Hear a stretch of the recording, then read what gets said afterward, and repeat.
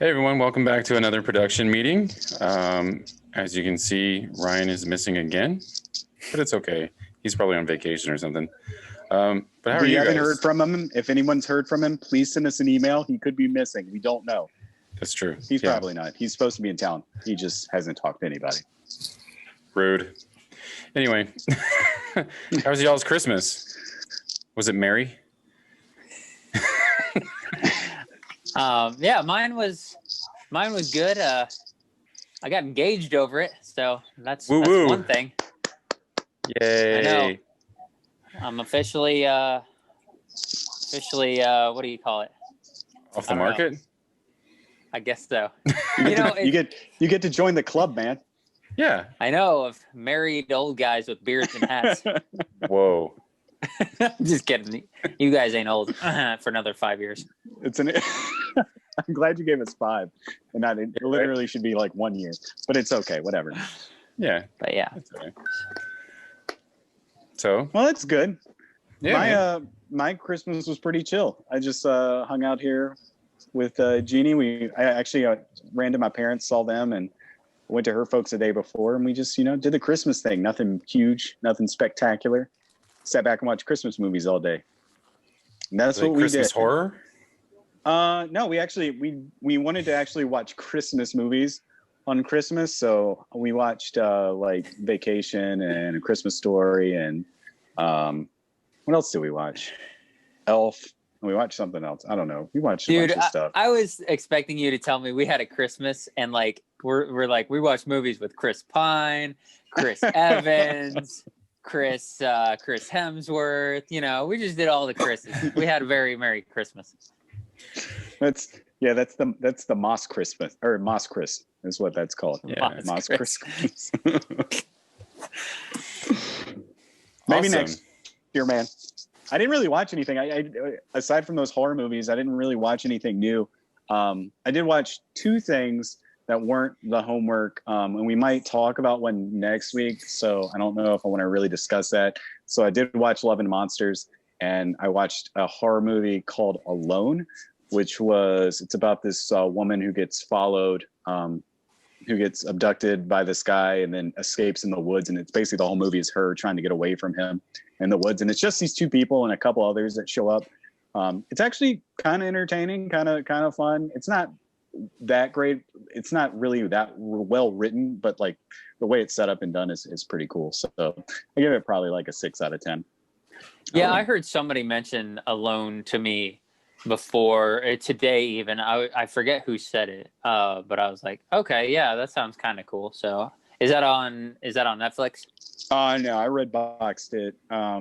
When it might be on Hulu though, because I Redboxed it because I was getting Love and Monsters and I was like, let me grab something else. I'm like, this looks interesting. And my thing is, I never look sometimes to see if something's on streaming before I pick up something random from Redbox. We always watch it and then I turn on streaming and it'll be on there. And I'll be like, really? I just rented this and I could have just pulled it up on Hulu. So it might actually be on Hulu. I'm pretty sure I saw that title. I'm not sure if it's the movie or a TV show. But I believe there is something on Hulu called Alone. I'm not sure. I haven't verified because I didn't want to get angry at myself.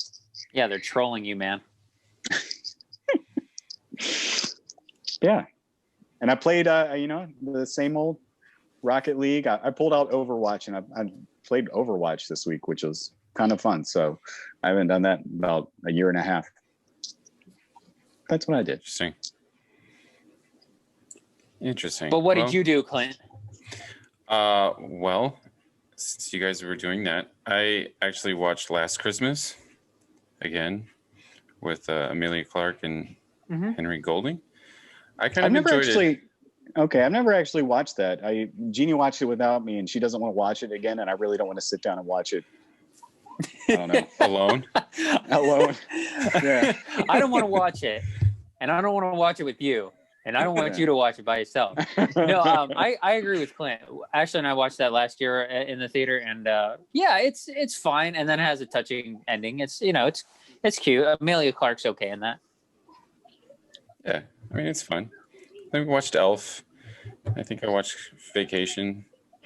Got Assassin's Creed Valhalla today.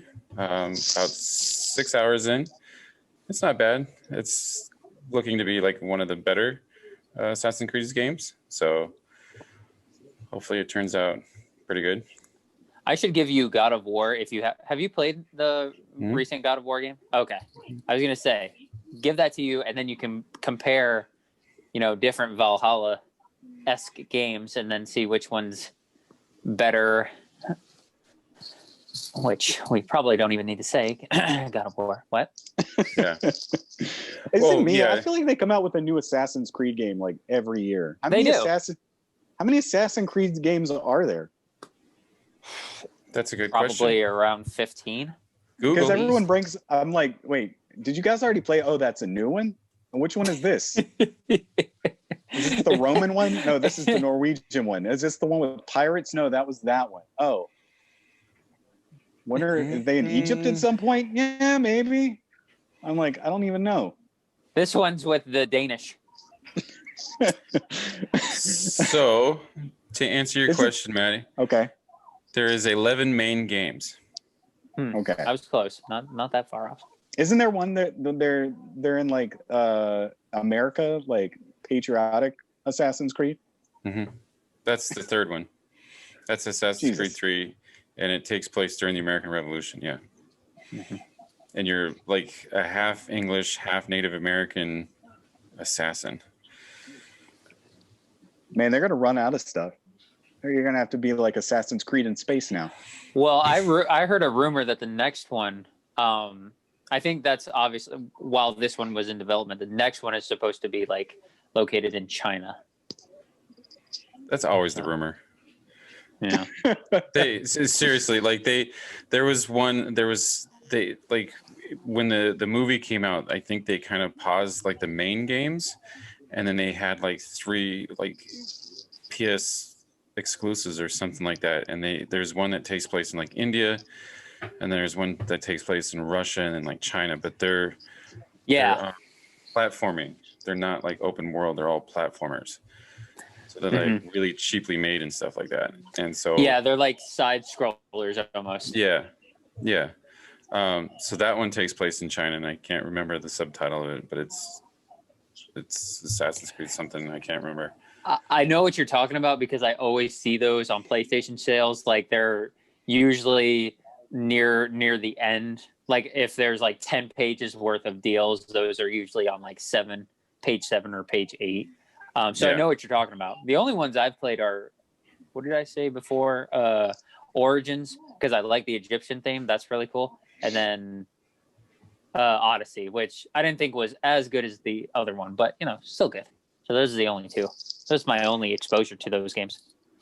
Yeah, like Origins goes into this RPG Witcher type of game, and that's where it starts that. But like the ones before were just kind of like very straightforward.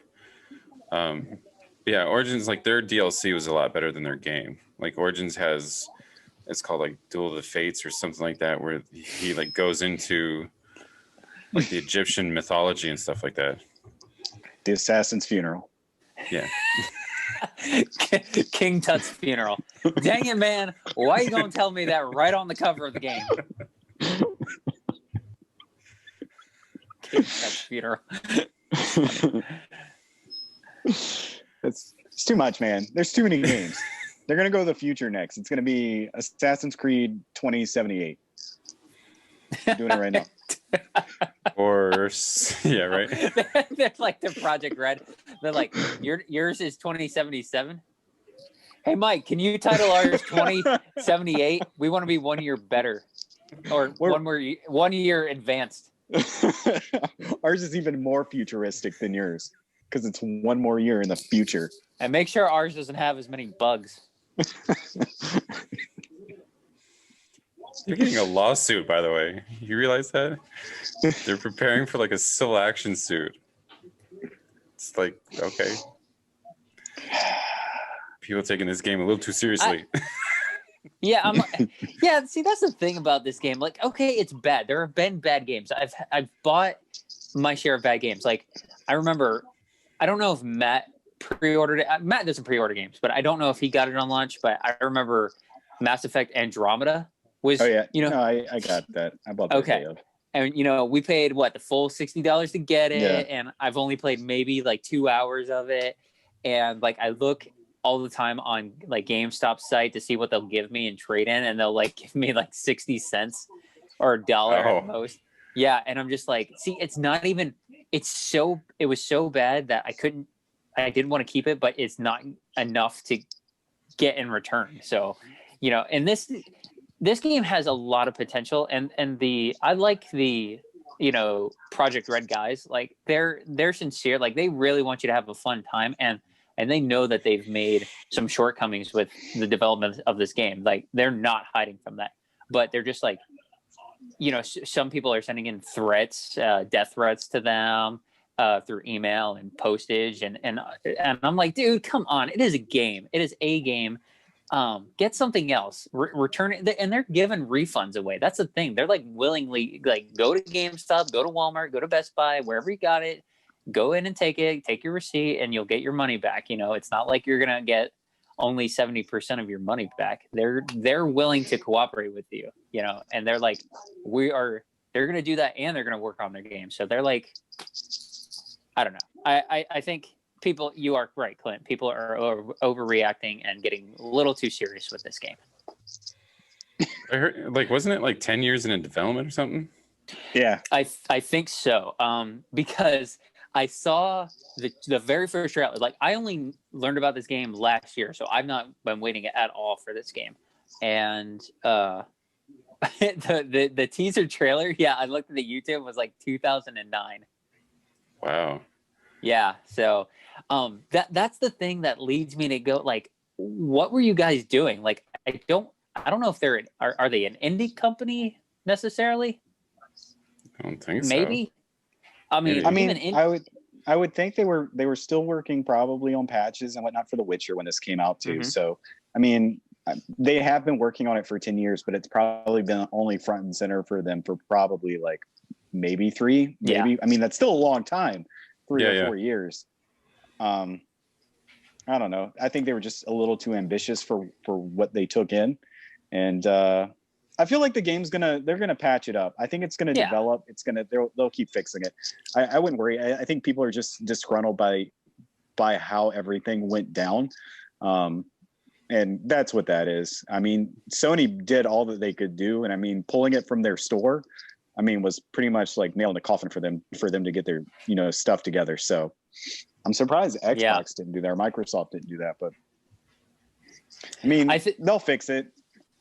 I think Microsoft didn't pull it because the PC, they had already released the patch like early enough to like contain that version of the game and its miscomings. But I was not surprised at all by PlayStation going, "Yo, we gotta damage control this." But I also think Microsoft has a marketing deal with them. Mm-hmm. I think because they have like the commercials. Yeah, exactly. You're tied right. in with the systems. So. Yeah, and I think that you can actually get The Witcher on their Game Pass. Like it's exclusively with Xbox. Because doesn't Witcher 3 or something like that, yeah. None of that is surprising. And so I'm like, yeah, it's got its bugs, but like go to something else. I mean, every gamer out there has a backlog of games. So just, suck it up and go play something else for a while. Yeah. Like Valhalla. And it's just really the console people that were really worried about it. Like most of the people running it on their PCs are not really complaining that much at all. It's just running it on their PS4s that makes it look kind of wonky. So wonky. There are a couple bugs, yes, where there's like a free floating gun, or two of the things that like are weird to me.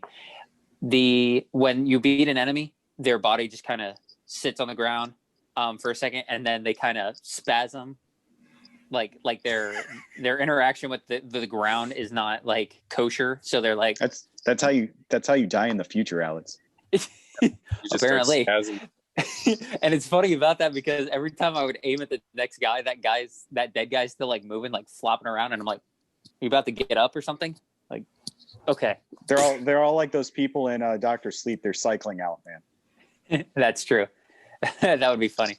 The other thing about that game is like when you're like you need to pick up an item or look at some type of button or something on the wall, the area to like focus your camera and actually interact with the object is not pleasant. It's unpleasantly small. Like you have a bigger window that's a little bit more forgiving, so you don't have to like directly look at this one object, but you're like, I have to look directly down and like slightly point the camera up to like pick up this little gearbox. And that's the most off-putting thing about that game to me, is like it takes so much just to focus. So like I have to stand back and like, okay, let me go back up to this thing, refocus. Yeah. So I'm gonna put it away for a while till the patches come out, or you get your refund. Either way. Nah. I read stories. I thought it was funny that people were getting angry when they were, because PlayStation would be like, all right, we'll refund you, but then they take away access to the game, and people were mad that they couldn't play the game anymore after they got their refund for it. It's like, man, you can't have your cake and eat it too, sir. Exactly. Yeah, right? Accept your refund. You want your money back, or you want to play the game? Yeah. There's a fine line between getting what you pay for and then like taking advantage. Like obviously it's got its problems, but don't try and take advantage. They're doing everything in their power to try and fix everything. Right. Oh well. So we have, what was it? Two bits of news. One, there was kind of stuff that we kind of like forgot about. Tom Cruise kind of lost his mind on his crew members on Mission Impossible 7. This is the same rant.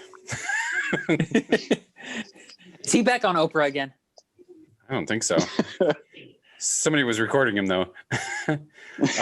I am not going to read what he said because Mr. Cruise dropped the F-bomb a few times.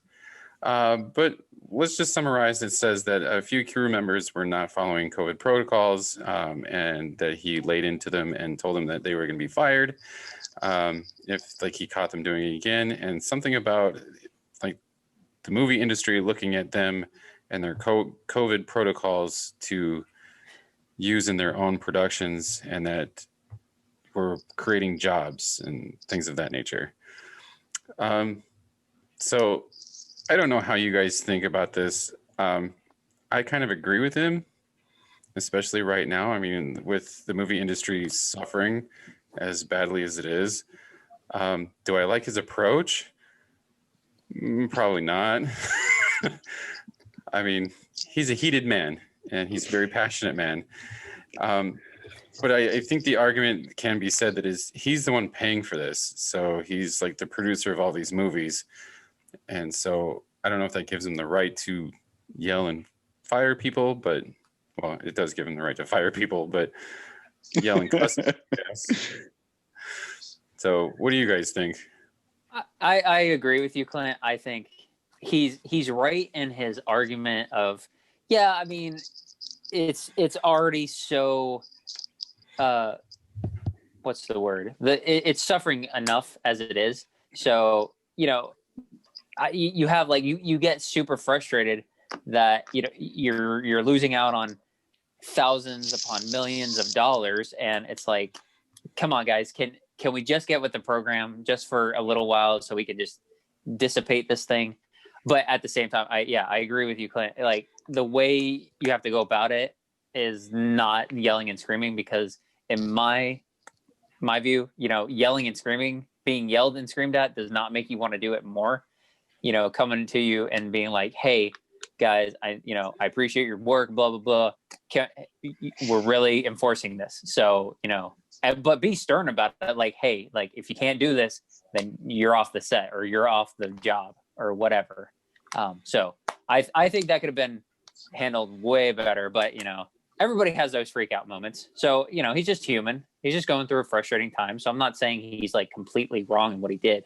I'm just saying, I just want to step back and just Koos Fraba.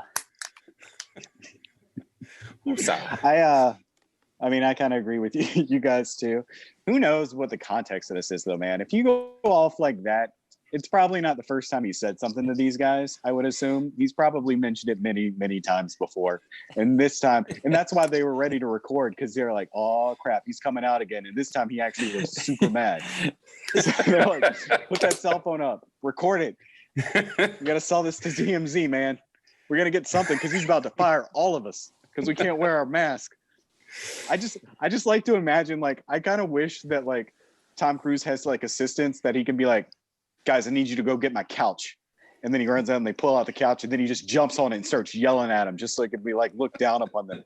No, but it's it's his movie, man. And he's funding it. He's the one who's like wants to go into space. He's the one that's climbing, that tall building, free climbing mountains, doing all this crazy stuff. Tom Cruise is a crazy guy, but he does take all these risks and he does make all that money, and that is his film.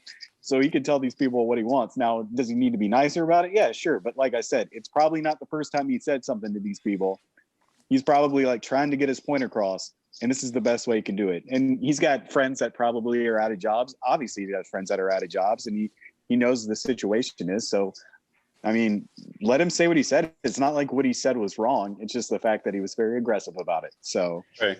Yeah, to your point, Matt, I remember when he was doing the latest Mission Impossible, I read, it might have been in that little snippet that would play right before the movie at the theater where they talked about him actually doing his stunts and learning how to pilot a helicopter. And like, it takes years to learn that stuff. And he learned it in the span of 1 year. And, he goes through all that because I guess he wants to go the method actor way. And so he's willing to put in all that work to make it more authentic and, actually be there and do the stuff. And then it's like, okay, guys, come on. You can't put your masks on for, couple hours. Right. Everybody else is doing it. Why can't you just do it? So, and I agree. There's probably been multiple times, many tongue lashings before that freak out. So yeah, we don't know the context. Yeah, man. I can just picture that too, Matt. He's just like, oh, he's got his frowny face on. Get your phone. The angry dwarf is marching to us. Somebody recorded this. He looks mad, super mad. Frowny face. Who was it? Didn't Christian Bale get in trouble for this too? Like 10 years ago, 5 years ago? Who I forgot something like that. Yeah, it was on. He was freaking out over somebody like either making noise or doing something off in the background or somebody doing something weird off camera. And yeah, somebody had a recording and he's like, "We're trying to work here, mate," or whatever accent he has. Christian Bale, now Australian. Yeah. Yeah, what is he? It's close enough.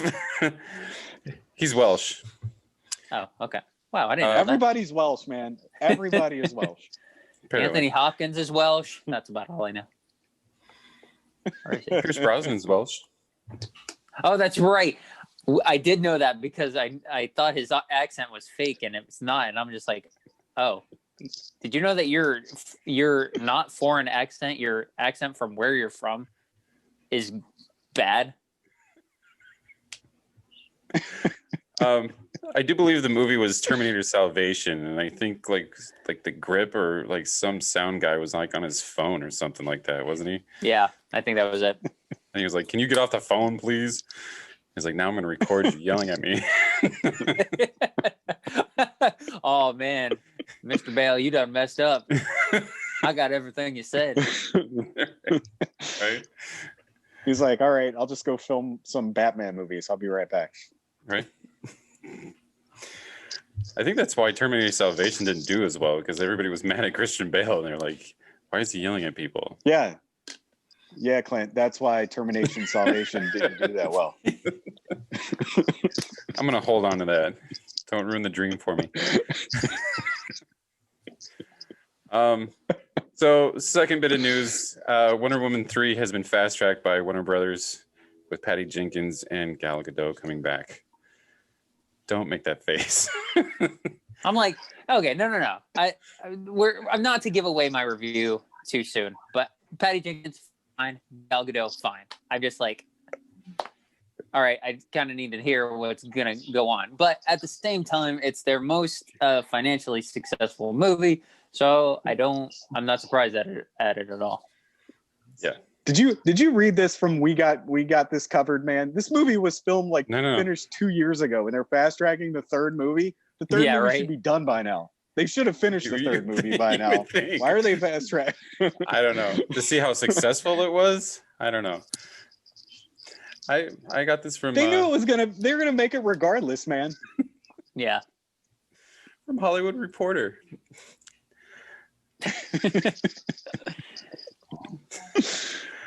But that's the news. Wonder Woman 3. Yay. Yay. At least something successful. All right, guys, it's Mando time. Nope. Oh, no Mando. No. You actually got me for a second. I was like, oh crap, did I forget to watch one? No, but we do have to figure out, because you know that WandaVision is probably going to be weekly, and we're going to have to think of a title for that tue, right? So I was thinking like Vision's Visionaries. No? Yeah, by the looks on your faces. It's a work in progress. That's the working title. We'll call it Wanda Time. No, we can't do that. There you go. Wanda Time. Yeah, and then people are going to come in and watch the video and be like, hey, how come y'all ain't talking about Wanda Sykes? Because she's still relevant. No, we have no Mando time this week, and that was the end of the news. So because the new year is literally tomorrow, I was thinking that we can like go over some movies that are coming out next year to see what we're most like anticipating. And I know that like the comments are probably going to be everything that was supposed to come out this year. It was going to be like, all right, guys, everybody's most anticipated movies of 2020 and 2021, which are the same year. These.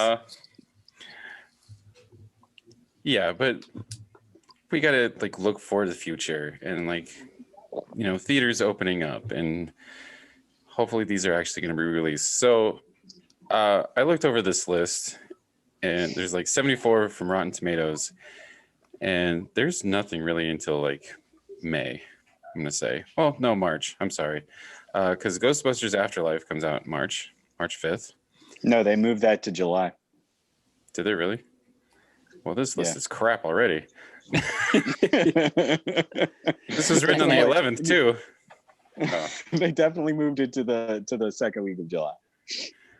Well, that's correct. Well, positive. Okay, so well, you're like, Afterlife is the correct subtitle for this because I'm gonna be dead by the time it comes out. And there's sorry, I was wrong. June 11th. It comes out June 11th. June 11th. Okay. Yeah. Well, I'm excited for Ghostbusters Afterlife. I don't know about y'all. What do you mean you don't know about all? You know, I'm probably the most excited person here. I don't want to speak for you, Matt. So I literally cried when they pushed it back, and then I cried again when they pushed it back again. So I just stopped paying attention because. And then when he walks out of the theater, he's gonna cry. You know, because of Paul Rudd. Maybe. You're so good.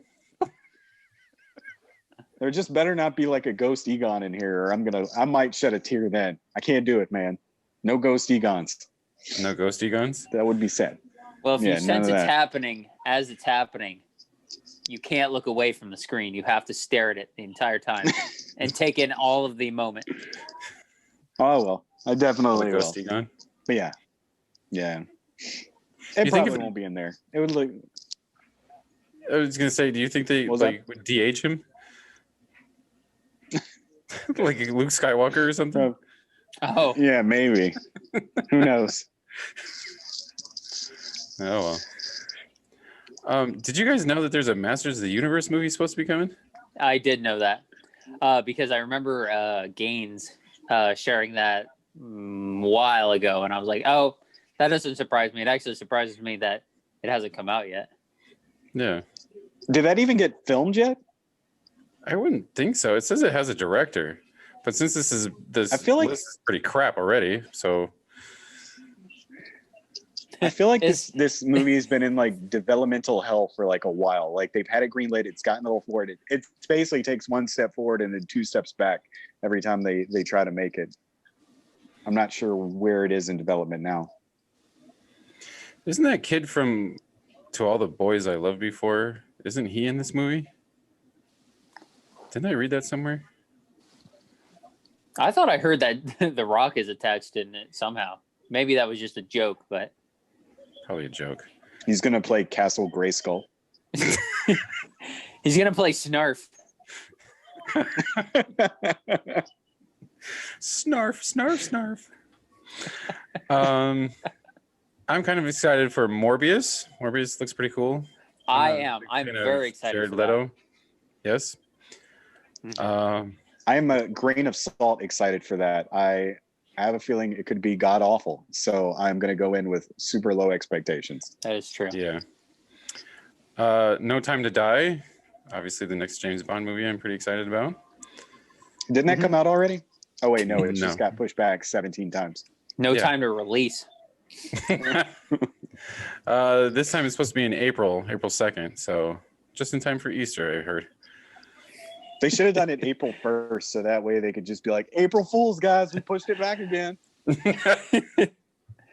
No, but I'm excited for this because this is Daniel Craig's last film, and come on. I mean, not last film, last Bond. Yeah, last Bond film. Yeah. So they all come together in the Bond multi-universe. Don't say that. It's like 3 of them are deceased now, so that just look weird. Quiet Place 2 is supposed to come out in April as well. Mm-hmm. Kind of excited about this. I'm wondering how they're going to still be quiet this whole time. I like The Quiet Place or A Quiet Place, but it's super awkward watching that movie in a theater, man. It's too quiet. Like, God forbid you order like a popcorn and some nachos or even like drink loudly in there. You can't cough. You better not be sick because everyone's gonna know if you have COVID or not because it's so quiet. Right? Generally speaking, like without the COVID, I think I don't know. I'm excited for it. Like I'll definitely go see it, but I don't think it's gonna be as good as the first one because it's kind of like the whole Deadpool. I always compare movies and their sequels that closely come out within 2 to 3 years of each other to the Deadpool duo. Like the first one's great, and then the second one's I feel like it's going to be the same as the first one in regards to Quiet Place. So I think Quiet Place having such a low budget and not really any expectations, not bad expectations, just none in general. It had nowhere to go but up. And John Krasinski did a great job in that. Emily Blunt, awesome. I love that movie for its sound editing, the whole Foley acting. Like that's my favorite behind the scenes aspect of anything film related. So I'm excited for the movie just in general from that perspective, but like I'm hesitant. Like I'm cautious. Like I don't know how it's going to be. I don't know if it's going to be the same and therefore, not as good because it's just the same thing over and over. But, I'm still going to go see it. I'm excited for it, so I'll give it a thumbs up, obviously before a thumbs down. Maybe there's a trick. Maybe they've switched it up on us and they find out that the monster's weakness is actually really, really, really loud noise. And so the movie just sounds like a Christopher Nolan film for the entire time. No. Yeah, like they have to scream him.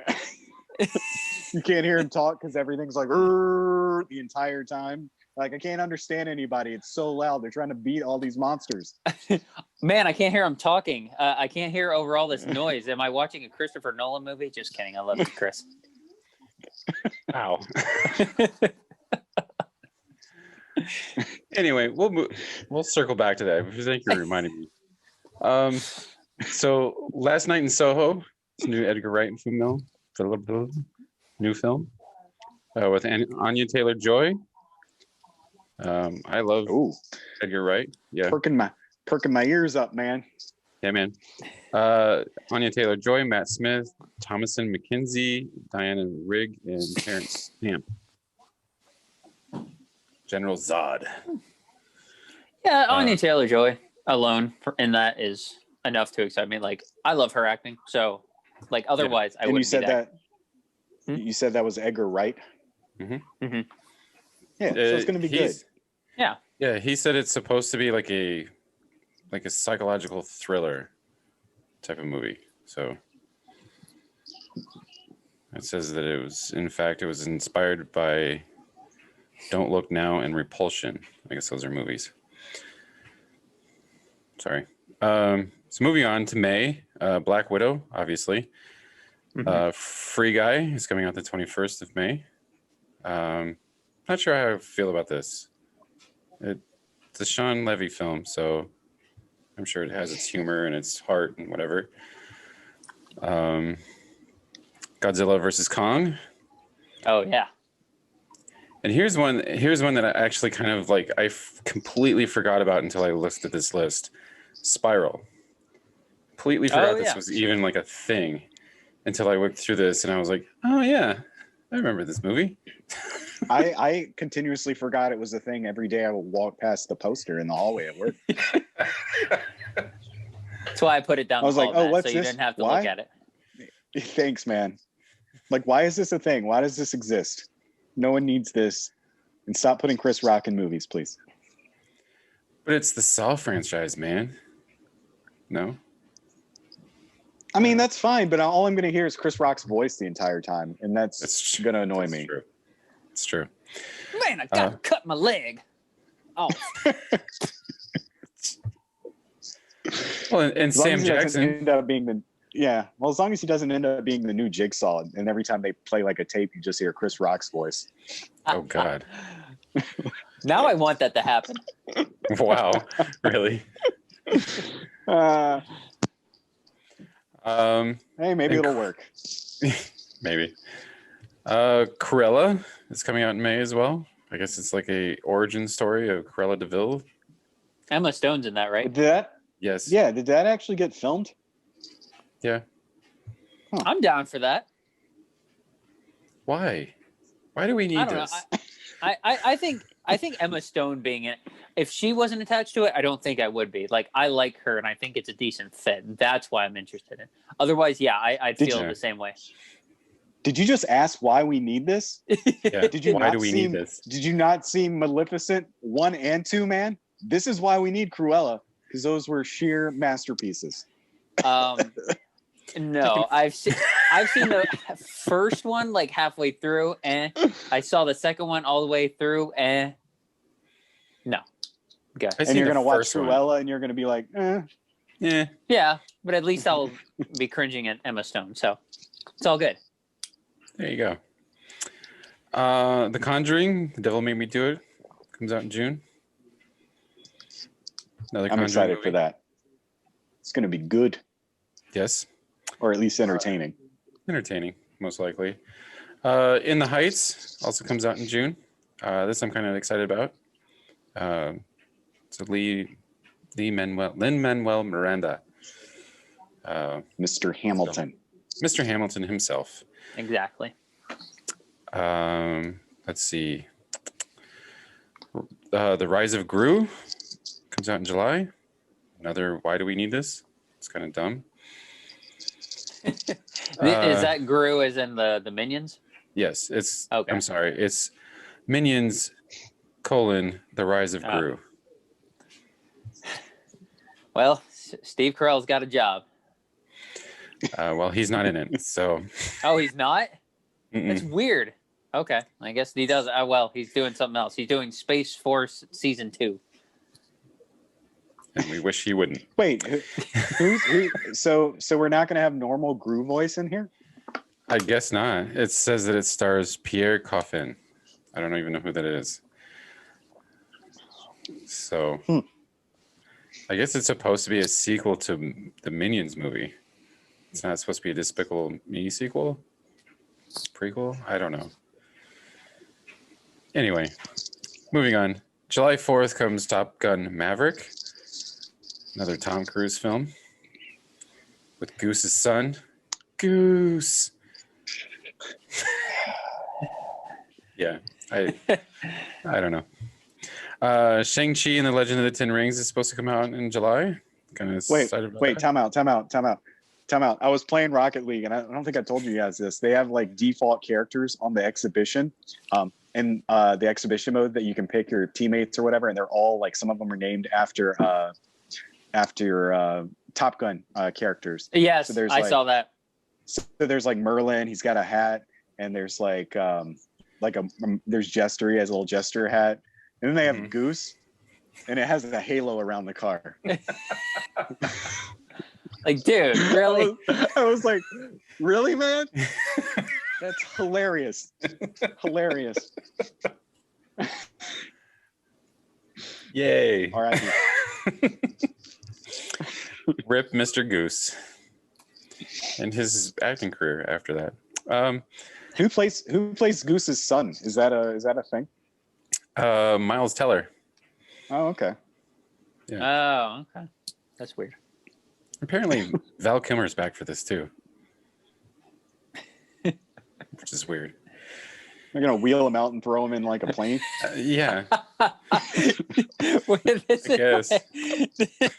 This is like somebody I knew rented a Steven Seagal movie, and I think they told me the review because they were reading the reviews beforehand, and they said, "Yeah, Steven Seagal is able to do this because he's able to just lay up on a building where he doesn't have to move and just snipe people off." So it's just gonna have Val Kilmer just like, like torso high in a jet, like, "Hey, what's happening, guys?" And then just kind of fly off. The fakest looking like green screen, like CGI, like around him. Yes. Oh. Jungle Cruise is supposed to come out at the end of July as well. Another Disney movie made out of their rides. It's like Jumanji 2.5. 3. Yeah, something like that. It is starring The Rock, who is Ryan's favorite actor. So, and Emily Blunt. So there you go. Suicide Squad comes out in August. Or I'm sorry, The Suicide Squad comes out in August. Candyman as well. Kind of excited for Candyman. Me too. See, October will bring Dune, Uncharted, Halloween Kills. Not Kills Alex, just Halloween Kills. And Snake Eyes, the G.I. Joe's origin story. That's a weird release date for Uncharted. You really want to drop that in October? Yep. I guess. It's going to be a shows Tom how much Holland. faith they have in it, Alex. Yeah. Huh? What? Who? Where? Why? I said it shows how much faith they have in the movie, dropping it in October. Yeah. Right. Yeah. They're not even Halloween time, like October, like 3rd or something. Yeah, it's the 8th. Yeah. Still gonna see it. It's gonna be a Tom Holland holiday season, guys, because I mean Spider-Man comes out in December, so it's like Did we learn the official, like I knew we knew the rumor title, but I don't know if it was official yet, of Homesick being the subtitle. Did we not know that yet, or was that confirmed? I don't remember. I'm still sticking with home fries, but I'm still sticking with Spider-Man. Please stop. It's already too much. Spider-Man, Homeward Bound. Watch that be the title. No, they haven't released official title, and I don't think that they'll release official title until D23, which is I think in March or April. Yes, I think you're right. Yeah. So, Eternals comes out in November. Excited about. December will bring West Side Story, The Matrix 4, and of course Sing 3. Yay, Sing 3. Wait, there's a Sing. Is it Sing 2 or Sing 3? Sing 2. You're right. I was like, damn, did they sneak in another movie? No, I scrolled past Sherlock Holmes 3 and I was like, oh wait, and I mixed the two together. I'm not excited about Sherlock Holmes 3. Yeah, I saw Sing and I was like, it's fine. It's nothing to rave about. But I was like mad. I was like, oh wait, there's a sequel. Yeah. I noticed you didn't. I'm still wondering. Go ahead, Matt. Okay. Me. I'll go. I'm going. I noticed you didn't say anything about. Did John Wick get pushed back? Or did it even get a release date? To 22? Okay. Mm-hmm. I wasn't. You know, you lose track of who's moving where, and I was like, I noticed he left that off. So I didn't. Does that have Matrix listed for December, or did that get pushed to 2022 too? No, Matrix. See, that was the thing about the Matrix and John Wick is that they switched, where Matrix got pushed up and then John Wick got pushed back. I'm still worried. I feel so bad for the cast of Eternals, man, because you get this whole new fresh cast of like people, and I know that half of them are just waiting for this movie to drop so that their face and names get out there for this big Marvel movie, and then like other studios will start calling them and they can get work, and they've just had this movie just chilling on the shelf somewhere, and they're just like, dang, I can't get no work because no one has seen this yet. Could you please release the movie? Yeah, right. Yeah, because there's like 12 people in this movie. Yeah. Anyway. But yeah, the only other thing that I think is now a March release is Mortal Kombat. I think is the only other movie that we didn't discuss. Because I think they dropped it in like March of sometime. But that's the list. Anything pop out to you guys besides Ghostbusters Afterlife? Wait, you didn't mention Fast and the Furious. And there's a purpose for that. No, what was I most excited? It was one of the earlier films you said. Which one? The Bond? No, it was whatever was before that, I think. Oh man, you're gonna have to make me go all the way back. Scroll up, sir. Scrolling up.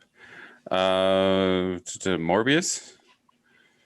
I think that I'm like Matt, like there's a chance that it could be just awful, but I think that has a potential of being really good. I think I'm as an underdog, like obviously we're all excited for Black Widow and like Dune, but as an underdog, I think Morbius has a potential of being really good. So I think I'm most,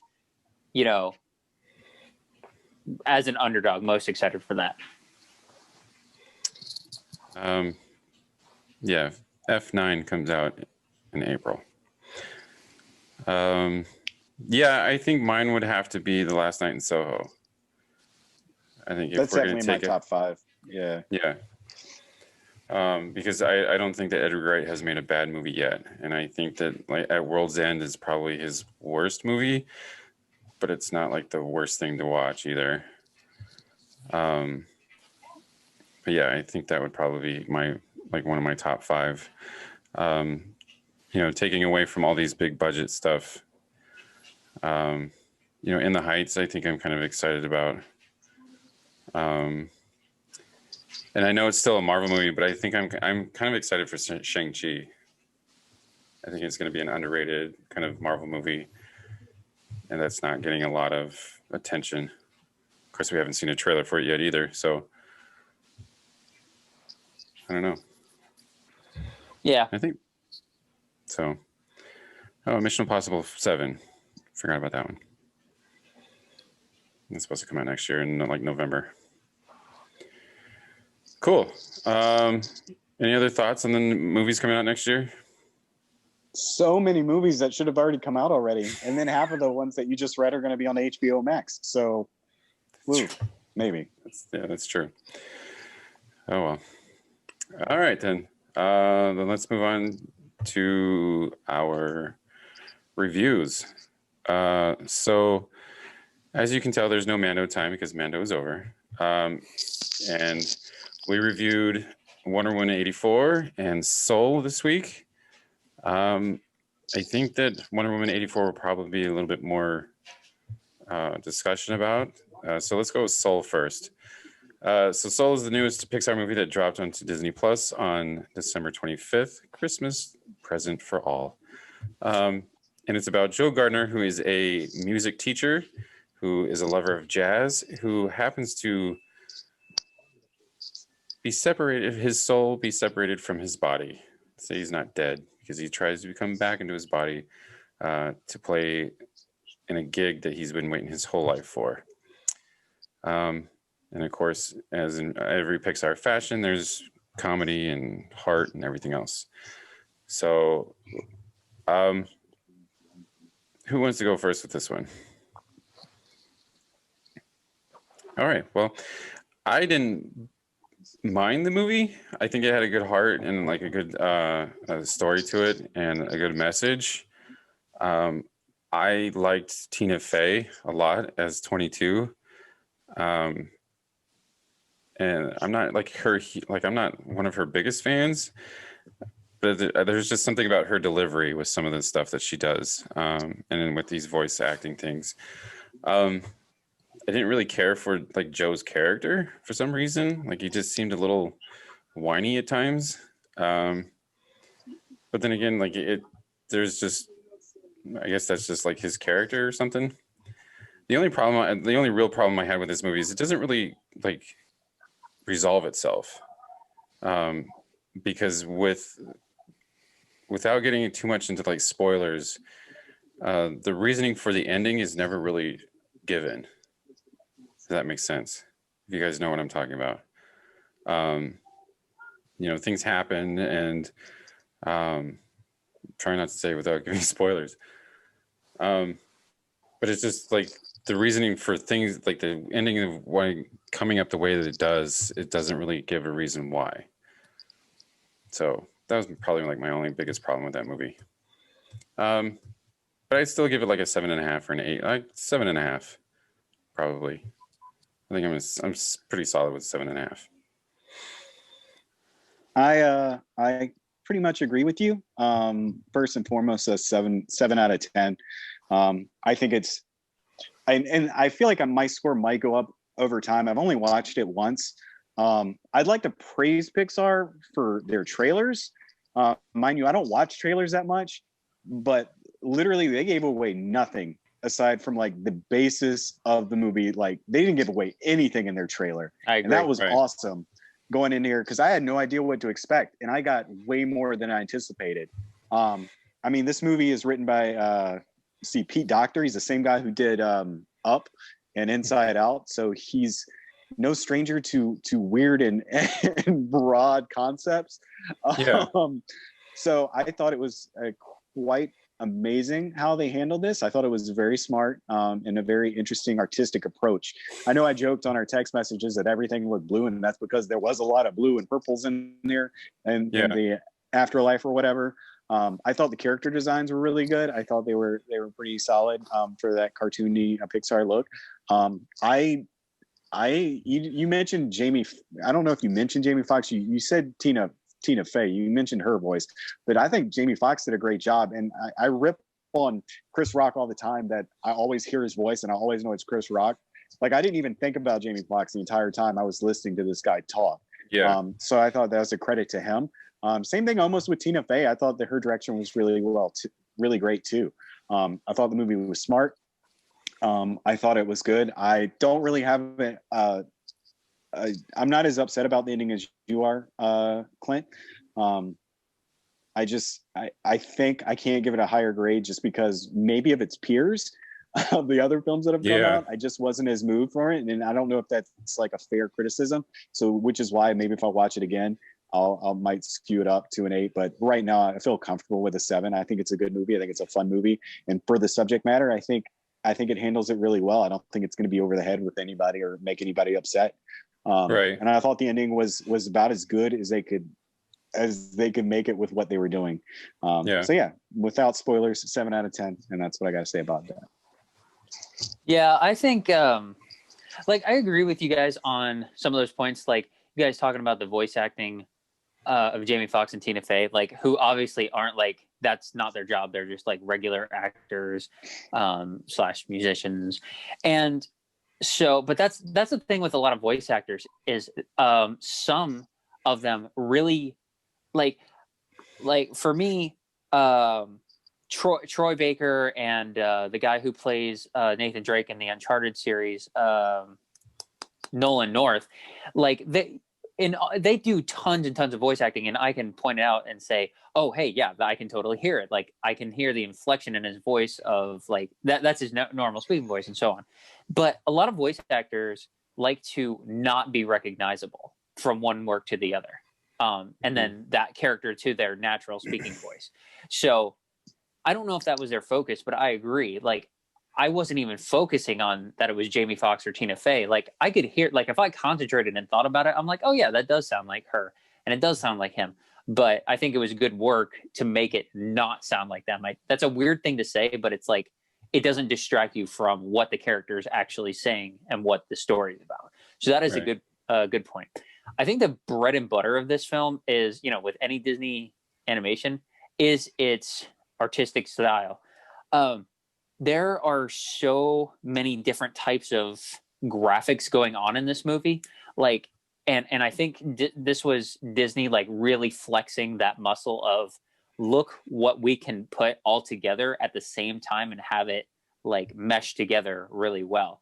So like the texture of the blue soul people and the world that they're in mixed with like the two-dimensional like outline looking people, and having those guys like exist in the same thing, even though that's kind of hard to conceptualize, but it works. So I do praise Disney on that. Like they made this artistically look really, really nice and fluid.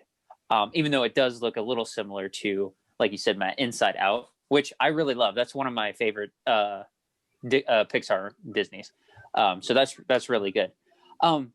I did not really care for the story exactly. I thought it was a little disconnect. I don't want to give away, like Clint said, too many spoilers. So I like certain things happen, and I just kind of like.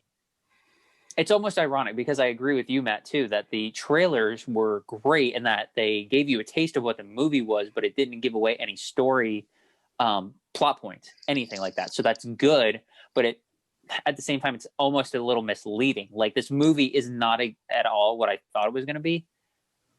It's like 20% of what I thought it was going to be matched. Everything else was just kind of like, okay, this is kind of a weird take on this.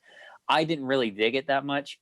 I think the best scene in this movie, ironically, because it's not like very artsy fartsy, especially visually, is the barber shop scene. So that's really cool, and like I like how it made a lot of African American characters like look really different and unique and personable, and their styles are different and their characteristics are very different. And I'm like, yeah, that's exactly right. That's like real life. So I like that a lot. That was my favorite scene. But otherwise, I just wasn't that crazy about the story, and the ending was just kind of like, it just kind of like got there, and it wasn't the greatest journey to be on for me, and it wasn't a great ending either. So I guess it just kind of fit in that sense. So I thought it was okay. Like, would I watch it again? Fine. Maybe it'll be better the second time around. I think I'd give it a 6, but I think this was a little hyped up too much. I'm almost kind of on the verge of saying, like, I'm glad I didn't pay to go see this, because I would have been disappointed. I think there was a little bit too much hype behind this, and from my opinion, it's not terrible. It just doesn't live up to it as far as is what I think. So it's 6 out of 10. It's fine. It's a decent watch. It's probably better for kids anyway. It's a Disney. So, but yeah. Well, let's do spoilers for a little bit. Spoilers. The ending that I'm talking about is like how she gets her spark. Like, it doesn't really give a reason on like what her spark is. That's very true. She just gets it, and they don't really say what it was. I'm guessing just the will to live, I guess, is like her only spark. I think it's kind of like a masquerade of like a spark has to be something, like, and at the end it's like your spark is, yeah, like you say, your will to live, or just the fact to live and not be stuck on one thing, just to go out and do your, and that's what she wanted to do. She wanted to live, and that's all she needed. Yeah, and I think that's what it was. And to your point, Alex, going into the spoilers and kind of comparing it to Inside Out, because there's a lot of similarities between this movie and Inside Out, where Inside Out is my favorite Pixar movie of all time.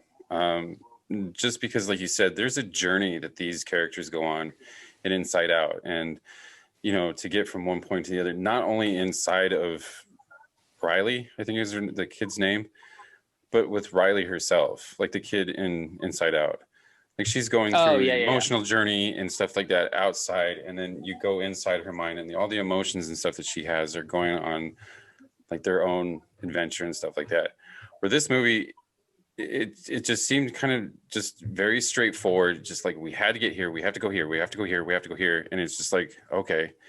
And I think when the movie's at its best, when Soul's at its best, is in those scenes where like Tina Fey stops and like it slows down for just a minute. Like that whole scene where she's sitting on the stoop and like she's watching the wind and like, the leaves start to fall and stuff like that.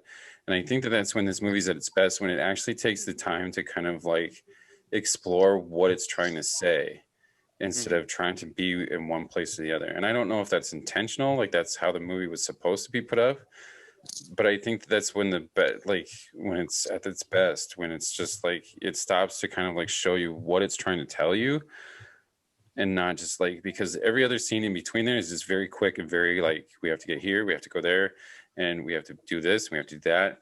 And it's all of this in just these like short, like quick scenes. And until she stops and like eats the pizza and like does her thing, is like when this movie actually starts to come alive. If that makes sense. Yeah, no, I agree. Yeah, and that was kind of my whole point with the whole barber scene. It's that most of the movie is them kind of fast, like gotta go here, gotta go there, do a lot of zany, eye-popping, catch the eye kind of stuff.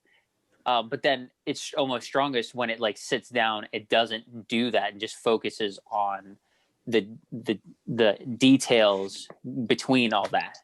So I agree with you. I think the reason that Inside Out for me personally is such a great movie is, and I mean, this does that too. Soul does this in a sense where, obviously it's all about emotions and the brain and everything. And it's like, it almost has an explanation for why you think this. Like one of the examples is, they have little memory orbs, and like, when you randomly think of a song from, several years ago, and it's just like, hey, let's send this up. And you're thinking of that and you're like, wait, how did I think that? It's kind of a cute way of explaining that, obviously, which is not true, of why you do these things. And I mean, that does that. It's like, oh, what happens to a soul when it passes away, or how do souls get here in the first place? Like, yeah, I mean, it does that, but it's I don't know, it's just not as appealing to me in this way. But I mean, this is one of those, I respect you if you like this. Like, I can understand why you like this, and it's just based on personal preference. So it's just not my cup of tea. So I think we should all just be thankful. I think a lot. Go ahead, man. Yeah. I was just gonna say, I think a bigger difference between this and Up too, and it's weird now that I think about, or this and Inside Out, and it's weird that I think about it, is how similar this is to actually Up 2, is how it's a journey with these two characters. But between this and Inside Out, I mean, in Inside Out, you also have a couple more extra characters in there to flesh out, to interact. And in this movie, you literally have the two, kind of like you do in Up, where it's just Carl and, what's the kid's name? I can't remember right now. Carl and the kid. But it's funny listening to you talk. That's the name of the bird. Never mind. That's the bird. Yeah. It's funny listening to you guys talk about like the pacing of the movie and how like the points that you enjoyed, and how it's almost in direct, correlation with what they wanted to achieve with the end of the movie, where it's like, I didn't like the point where they were going here and then going here and going there and going there, where it's like, you can't dictate your life based on what you want to get to. You can't just be focused on that one thing. You need to sit back and enjoy it. And the part that you guys liked was a part where they were sitting down, enjoying life and enjoying doing their stuff and just being happy, experiencing things. And that's what happens at the end of the movie. That's the whole point. And I just thought that's weird that correlates with what the movie does. I don't know if that's purposeful or not. It probably is, but I enjoyed it. And I don't think I liked it as much as Up. Like I said, I want to watch it again. And I'm not as huge of an Inside Out fan as you guys are. But it was quality. And the music was good too. I thought that was entertaining as well. Which I think is also in a Nine Inch Nails. I think Trent Reznor and Atticus, what's his face, did the music to this. So oddly enough. Yeah. I think, fun fact, I actually own Up twice. So it's Up and Up. It's double up. So yeah, I mean, Soul is not bad. I would consider moving it to 6.5. I can't say it's a 7 for me, but it does do all that, and that's a good point, Matt. You know, it reflects like real life, like it's zany and unpredictable, and you know, you gotta just sit and enjoy stuff sometimes. And plus, that whole gag with like the cat, that was hilarious, man. Was hilarious. Yeah. When they I will admit, yes, I will admit that like I laughed out loud like a few times in this movie. Like that whole thing where he like pops in her and is like, well, what happened to the cat? And you just hear meow. It's like, like Alex. But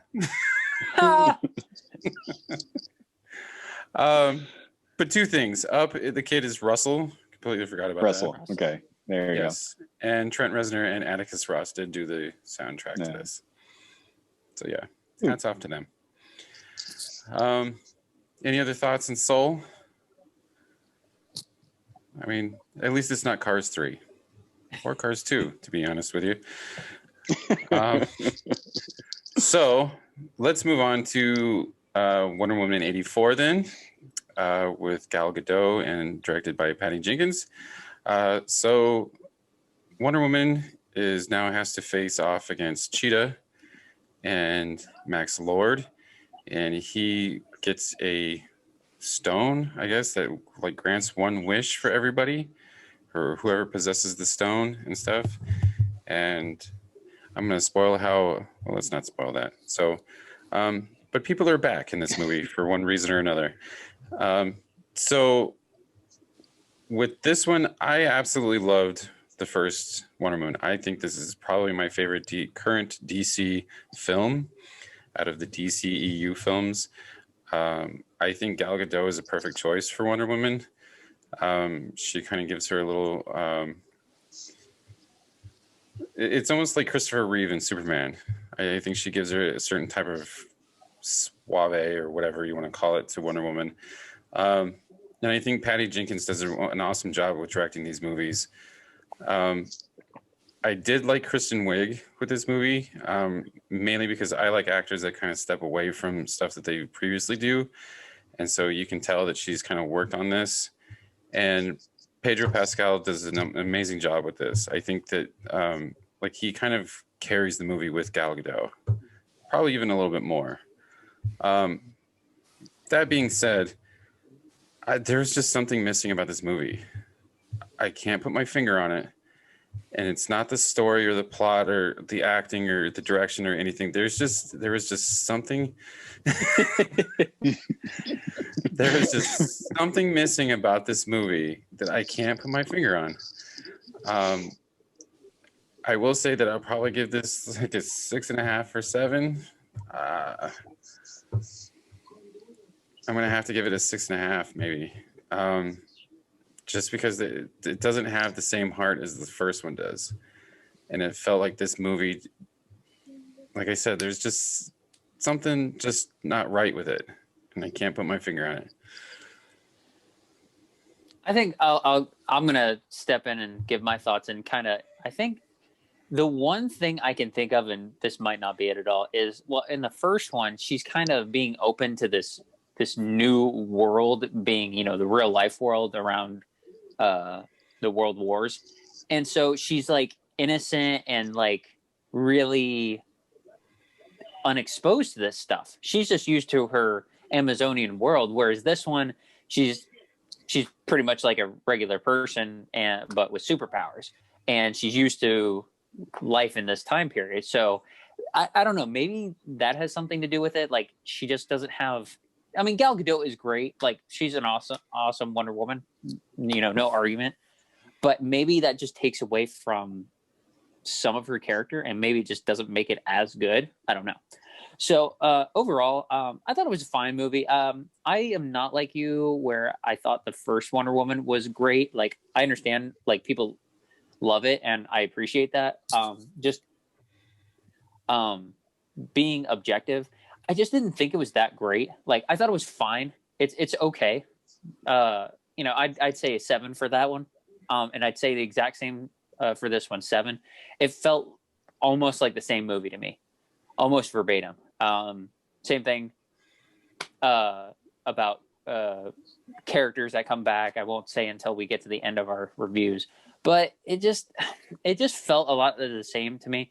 I like Kristen Wiig as well. I agree that her doing that is kind of breaking the mold, sort of, for her, and I liked her as the character.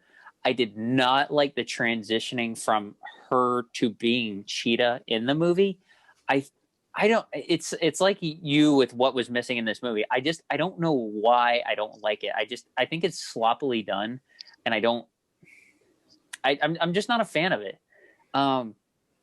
Pedro Pascal is awesome as the main villain. Like, his acting is sublime. I don't know how much I buy into his character being the villain. Like, it's kind of interesting. Like, he's almost the Batman of villains, where he doesn't have his own superpower and he needs to rely on this outside source in order to help him achieve whatever goal he has with the stone.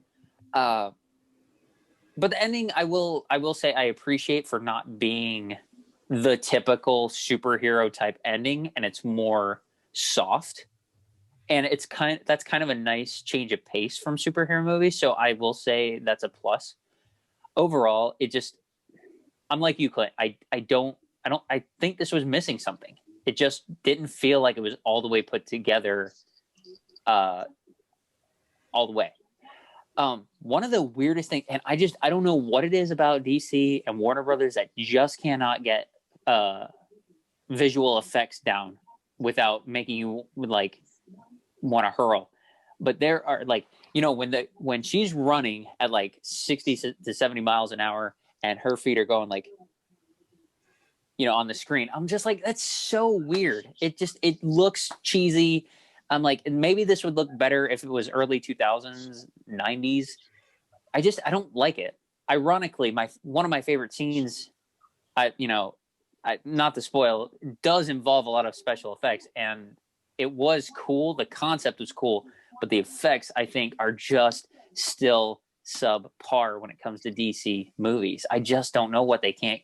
That's part of what put me off of Justice League, is that the visuals looked so funky and cheesy and not good at all. And that's not completely what this movie is like.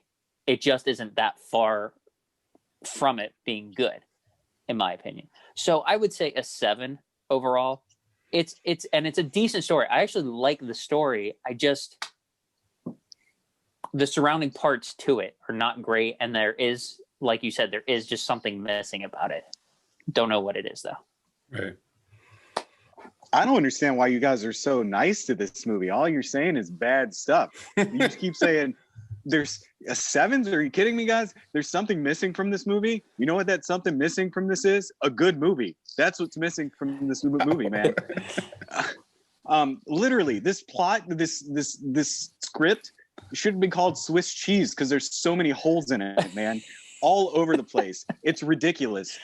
I don't even know why they call this, and the fact that they call it Wonder Woman 1984 absolutely makes no sense. You couldn't even tell what decade this was in. There's really no point. They should have just said Wonder Woman 2. It's dumb. The acting, okay, first and foremost, elephant in the room, Gal Gadot is a pretty lady. She's nice. She's very nice to look at. She's charismatic. She can be Wonder Woman. But when this girl needs to get emotional, it is the most cringiest thing I've ever seen in my life. I agree. She is not a good actress. She is not good. And that's when you go with Wonder Woman. The first Wonder Woman is fine. It's a fine. I would give that first movie what is a 7, maybe an 8. But she hides behind the fact that she's a new character and she lets all this newness take over. Not to mention she has Chris Pine sitting next to her the entire time, who is actually very charismatic and a decent, funny actor.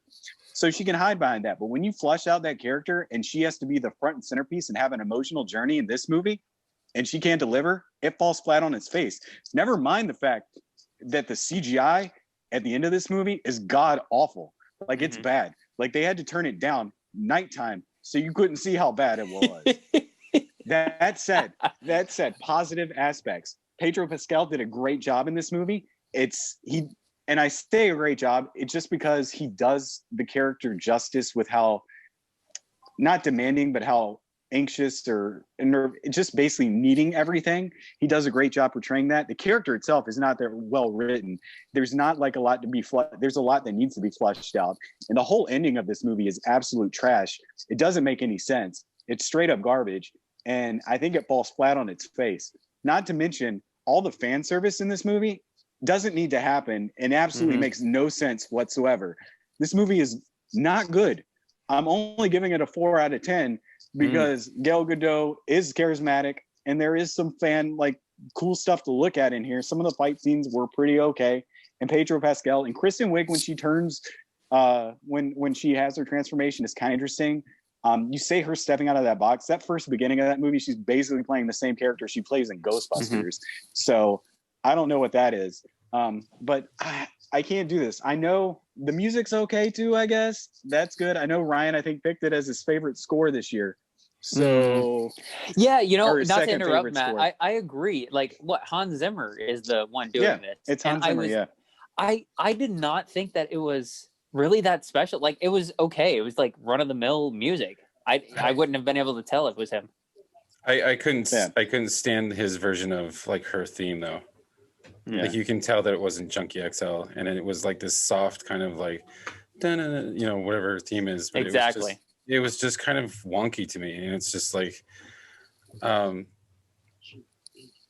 so let's go into spoilers because spoilers. So I do agree with you, Matt. There are holes in this plot that just don't make sense to me. And if you really look at it, like, this whole plot was Superman 2. I mean, if you really look at it. That's really what it was. And the only difference is that, like, she doesn't give up her powers to be with him. So it's like the invisible jet thing. Yeah, where did that come from? Like, what is that? Why did that? That made absolutely zero sense, both in like the way it works and the fact that plane can't go from DC to Egypt on one little take a gas, man. It's not possible. It's not going to happen. And this dude has seen fireworks before. Why is he so amazed with fireworks? Fireworks have existed, man. He knows what they should look like. It is so dumb. It's so annoying. And why are they invisible too? Are they also invisible? And radar also doesn't work like that. Unless that plane doesn't exist in existence, radio bounces off objects. It doesn't see things visibly. It's the dumbest thing I've ever seen, man. No sense. Okay, continue. I'll just step. You know what, Matt? I think you've swayed me to lower my score. I think a 6 is appropriate for this. Almost everything you said, I agreed with 100%. The effects are cheesy. The CGI is awful, and that there are a ton of holes in this. And yeah, I didn't think about it until you just said it, but her acting for emotional bits is like, okay, I'm not feeling it at all. You aren't giving me anything. But like you said, she's pretty to look at, and like, other than those moments, she plays the character well. It's just, those are bad parts. But you can go. Well, I think like the whole invisible jet thing is the whole Themyscira thing. I think that's what her like whole idea was, is that like nobody can see Themyscira because of this, and that was why she did that. However, I think, going on to his character, like, this character really has no motivations to do what he's doing, to do what he is doing, except to have his son, like, and it doesn't even come out until like the end of the movie where he's like, I just want you to be proud of me. And he's like, well, you're my dad. Like, what is, and then you don't get like his real kind of like backstory until that whole final scene. And it's just like, like up until that point, it to me was just like, okay, why are we doing this? Like, are we just drunk on power? Is that what we're doing, or what? Like Chris Pine coming back, that was probably not really necessary to the whole plot of the movie. I mean, it is in a sense, but like to bring him back wasn't really. I think it was just kind of like this way of like slipping him back into this movie, where it's like it's Chris Pine and he saved our first movie or whatever, and like. So we're just going to put him in here. And yeah, I do agree that he has good comedic timing. He's a very charismatic actor. So why not? The only other problem, like there's two other problems I had with this movie as well. And the armor. When did she go back for this armor? Like, I thought she was on her way to like stop this. And she's like, oh crap, I forgot my armor. Now I'm going to have this gold armor. She flew. Yeah, well, she obviously remembered she brought it up earlier in the movie, so she might as well go and put it on. Yeah, for it to get ripped off in like 2 seconds by Cheetah. Yeah, like it wasn't like, why did we need this armor? Like, yeah, exactly. Sense to me. Huh? Because it was a good visual. She wore it in the poster, and it was a good visual. Yeah, I never thought it was good from day one. I didn't like it on the poster. I didn't like it in the movie. I think that scene with her and Cheetah. It's supposed to be like I said that they stay away from that, like being the final number in the movie, and they do, like being the big battle. But that part in the movie is absolute trash. Like that, the visual. Oh my gosh, it was so hard to look at the entire time for me. So bad. And see, this is why I kind of knocked it down at like a few pegs too, is because I think this movie also is it traps into like what many superhero movies go into, is where they try to bring in these like huge villains and double them up. And it's like Cheetah's like Wonder Woman's Joker. Like this is her like arch nemesis, and she's supposed to have like this big like strain on Wonder Woman. And that fight scene lasted all of what? 3 minutes? Keep in mind her KO punch is somehow shocking her underneath the water. And it doesn't even affect her at all. It only affects Cheetah. And not to mention Wonder Woman, I'm pretty sure is still wearing metal at that point anyway, too. So it doesn't really make any sense. And it's not like it kills her, but I'm just like, that is how we're ending this fight. This thing that may or may not make sense at all. It irked me. And I don't understand. I'm trying to figure out why you guys give it such a, dare I say, fresh grade on the Rotten Tomatoes. I don't get it. It's not a good movie. There's a few of the action scenes are entertaining, but everything else is literal hot mess, man. A hot mess. Can you give decimal scores? Can I go 5.9 so that way it's rotten? Yes. Okay. You can give it a 5.9. Thank you. 5.9. I don't know. And not to mention the end of the movie. And okay, fine. If you don't want to have like, you had your fight, you want to end it on like something that's not a fight. It's Wonder Woman. She can talk. But do I really need to listen to her whine for 30 minutes telling people to like give all their stuff up? You don't need it. And then that's the end of the movie. Yeah. Are you kidding me? That's what I waited 2 hours and 20 minutes for. And not only that happens. And then guess what? After all this crazy ish happens, after people have been murdering people, wishing for riches and whatnot, the world is perfect. No one remembers. No one cares. There's no grudges. Everything is fine. I'm like, really? There's no fallout for that? That seems like a fairly significant thing that happened on planet Earth. If that happened today, that shit would be talked about for like months on end. They'd be like, oh man, remember that time when we heard all that voices and we were wishing for crap?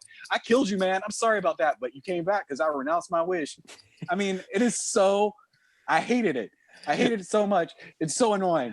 I almost am talking it down to a lower score, but it is slightly entertaining at times, and it's not like horrible. It's just the plot is so bad. So bad. Okay. I think I'm good for now. Which reminds me, what happened to that stone? That was another thing. Wish? It's like he denounces his wish, and I thought the same thing. Like, does it reappear or does it what? What happened? He probably has to crap it out. Yeah, that's for starting everything from the beginning. That's your punishment. Yeah. No, what was I gonna say? I was gonna say, man, I feel like Tom Cruise on this movie. Yeah, giving tongue lashings. And literally, the only 80s thing in this movie is that mall at the beginning. And that's because it looks like it's the mall from Stranger Things, which it may have been. I don't know. But then again... And some of his wardrobe, but that's about it. Yeah, but yeah, they have that scene just so he can wear 80s clothes or whatever. But those robbers, that even the mall is sullied by the dumbest robbers, the most stupidest robbers I've ever seen in my entire life. And it's just that one guy. But literally, if a gun falls out of someone's pocket, are you just gonna scream? Is a lady gonna scream like, "Oh my God, a gun!" And like they're gonna freak be like, out? Yeah, it literally made no sense. No sense. Yeah, I hate this movie. Apparently, I don't hate the movie. I can't hate Gal Gadot. I can hate her acting though. And her crying at the end, oh my God, that was literally the cringiest thing I've ever seen in my life. I'm sitting there, she's like talking to Chris Pine. She's like, I can't even fake it because she doesn't have an ugly cry. She doesn't have a cry at all. She just kind of smiles and a tear falls down her cheek. She's no Tobey Maguire. Yeah, I'm like, does this lady not have an ugly cry? That's the prettiest cry I've ever seen in my life. She looks like she's smiling. I think she's happy that he's going away so she can get her powers back. Probably. Yeah. And why didn't her powers just leave anyway? Like, why are they slowly going away? Isn't there like a trade-off? Isn't there something that's supposed to happen? Yeah, but I think everybody was starting to, like, a lot of things were gradual. Like Pedro Pascal's health wasn't all like, oh, I'm immediately like coughing up blood. That's true. Yeah, so he was gradually getting worse. And Kristen Wiig, obviously, she wasn't losing herself like all in one take. She gradually was becoming more and more like cynical and becoming more and more like Cheetah. So I don't think that's totally a problem, but it is still kind of like. And can we also talk about the side character, which if they don't bring Chris Pine back, I have the greatest idea for him. I think they should make the Lasso talk, and I think he should be the Lasso because this Lasso was a character in itself, man. It just showed up when it needed to. It did what it needed to. It didn't do what it needed to sometimes. And I'm just like, this is the most random weapon that just happens to be magical whenever it needs to. What happened to her sword and shield, by the way? Oh, that's true. She left it in the last movie. It what? She left it in the last movie. Oh. I don't know. And why can she not make things invisible anymore? I feel like in the Justice League, they should be like, hey, can you do that thing where you make stuff invisible now? No? Okay, you don't do that anymore, just the plane? Okay. Just the plane now, guys. She just makes the plane invisible. Well, see, and that's like another point is like this movie doesn't really connect to like Batman v Superman either because it's like there's like that whole thing with her being so cynical about helping people and whatever, and it's like this one she's like ending on a good note. Look what I did, isn't it awesome? And then you get to Batman v Superman, she's like, you know what? Screw these guys, I'm leaving. Well, I think that's by design because, you know, with Batman and Superman and Justice League and all those other not as good films, they wanted to stay away from that probably, you know, just so they don't get locked up in even more plot holes. So they were like, let's just let this be its own thing, whatever it may be. And like you said, they got to squeeze in another movie anyway. So something crazier could happen in another movie where something happens. They might even squeeze out a couple. Wonder Woman 1994 where the mall looks like the 90s. Oh man, look at Gal Gadot listening to New Kids on the Block and everything. Oh man, did she just log into AOL? Man, is she watching Friends? Yay! Has she got a Walkman on? Wait, I'm sorry. In the 90s it would be a Discman. Discman, that was it. Thank you. She should have had a Walkman in this. There she go. Yeah, I agree with you, Matt. Like that, there is absolutely no point in calling it 84 when you just get a sprinkle of like, hey, this is 80s. Hey, this is 80s. And then that's it. Like you can't tell from her wardrobe really, because in the fashion world, all of it looks like it's supposed to look unique and odd. So like you can't even tell that this is 80s. Like it could just be any time period, honestly. So yeah, it was. Yeah, whatever they were trying to go for, they missed in that regard. Yeah. Man, now Matt, you made me hate this movie. I'm telling you, I'll go all day on it because it is. I watched it and I'm just like, really, this is what I'm getting right now. This is it. And everything rubbed me wrong. Like every time, like something else would come up, I'm like, really? And then I'd be like, all right, whatever, that's that. And then I'd be like, really? All right, fine, whatever. Really? So. And then you got to the end. Really? Yeah. You made me give it the freshest rotten score you can give it. The one scene that I ironically liked is when she's going after Max Lord and they're all in like the army tanks or trucks or whatever. And that's the best scene in the movie. Yeah. Mm-hmm. Yeah. Like, and they launch the missile, or no, Chris Pine launches a missile as a means to propel her. So she, there you go with the lasso. It's coming out of nowhere, being the hero. She whips up on it and flings herself in order to, that scene was good until the very final part where she's supposed to like dive and save these kids and she can't get out of the way in time. So she's like, I'm going to protect you. And then they just kind of swerve out of the way. I'm like, that kind of takes the sting. You say dodge and protect these kids. I don't understand how she somehow didn't murder them. They crashed on the ground and she used them. I thought the same exact thing. Herself. I'm like, shouldn't you be landing on your back? You're Wonder Woman. I know you just lost your powers for a second, but do you really need to be crushing down on these kids? They should literally be pancakes right now.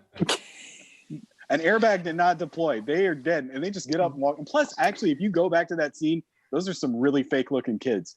They use some dolls on there and it looks bad. It looks pretty bad. Yeah. I mean, in that sense, when she gets there and like she doesn't squish them on impact, like I quote Ryan and movie's got a movie. So I just let it just kind of I feel like that's how you guys are giving it this high grade is you're just like, movie's got a movie, movie's got a movie, movie's got a movie. I'm like, no, man, you get one mulligan here. I will give you one mulligan and that's it. You don't get any more. I can't do this for 2 hours and 20 minutes. I can't tell you got a movie. I can't. I think honestly what I can't speak for Clint, but just like, and again, I didn't like the first movie that much, but I liked it enough where I'm like, okay, 1984, let's go. But I think we were taking that what was good about that movie and kind of projecting it onto this and trying to make it similar to that and trying to get the good that we could out of this movie that we did that movie. So I don't know, maybe that influenced our scores, but I don't know. You're influencing mine. I'm just, it keeps dwindling down. I'm at 7, then I'm at 6, then I'm at 5.9. I'm like, I'm finding everything that you find wrong with this movie. The same thing I find everything wrong. So I'm like, I can't give it a fresh score. 5.9. You don't get a fresh score. And this has me worried for what's the movie we've been talking? Justice League, the remake of Justice League. I don't know. Like, if you really think they're going to make it worse, I don't know. It could. Like, I mean, it's bad. I don't remember what I gave that movie. I think I gave that a 6.5. But I liked it enough where I was like, okay, I can kind of give it a pass. But no, I mean, this was supposed to be like their baby. Like Wonder Woman, like to Clint's point, it was established as like one of the best, if not the best, DC EU movie. So they were, in my opinion, they would have wanted to treat this, with kid gloves and take real good care of it. And the fact that this is not good at all in a lot of ways has me worried for something like that might not have as much care being put into it, for lack of a better word. So I'm going to watch it anyway. I'm going to watch all 4 of those 1-hour things, but it has me worried. You act like they set the bar super high with the rest of the DCU movies so that Wonder Woman is the best flagship one, man. It's not like they have that far to fall. I think my bar is higher because I don't think, like, I like Man of Steel. I like Batman versus Superman. But, that's where the hat's from. I liked Aquaman. I thought it was actually pretty good. I know that you guys don't think it's as good. Shazam is like the one where I think all of us can agree that was that was probably the best one of all the DCU. I mean, that kind of came out of nowhere and was a pleasant surprise and actually pretty funny. But you know, so my bar's a little higher. So maybe I'm holding it in higher regard because of that. So in general consensus, yeah, the bar's pretty low, and it probably doesn't make sense that I'm as worried. But still, I'm like, I had hopes for it, and my hopes are dwindling before it's even got 3 months to go. All right. Any more thoughts? I think I like how Kristen Wiig's like, whatever is like, hey man, you helped me out, so I'm gonna give you another wish. And she's like, I want to be the best predator, the apex predator, the one. Luckily, she got turned into like a cheetah. Like I don't know, like what if she got turned like into like a T-Rex, or just like. Or like a killer whale. She's just or on like the that land. shrimp, or that shrimp from what is it, Powerhouse, or whatever that movie was. Yeah, just like a Project Power. Project Power. This is not what I had in mind. I'm gonna beat you, Wonder Woman. I'm a shrimp. I'm the best predator there is. I think I'm done, man. I if I think of something else to rip on this movie, I will spit it out. But I think that's all I got for now. I'm pretty sure. We're gonna get to my review of the classic movie, and he's gonna be like, "That's another thing." All right. Well, this is a good segue. Alex, this week you reviewed The Apartment. So, Alex, Classics Corners. Yes, I did. Go for it, sir. The 1960 romantic comedy, as Clint said, The Apartment. I actually didn't even know about this movie. I told Clint when I borrowed it, I was expecting it to be like ho-hum, like entertaining, but not, something that totally stood out to me. It is a comedy, and I was expecting it to be obviously ha-ha worthy. But it was more interesting than funny. I found the story to be so engaging, and I was just like within the first half hour, I was thrown with a plot twist. Like, what? I mean, I'm gonna go ahead and throw spoilers. This is a 1960 movie. Yeah. Spoiler away. If you haven't seen it by now, you have your own self to blame.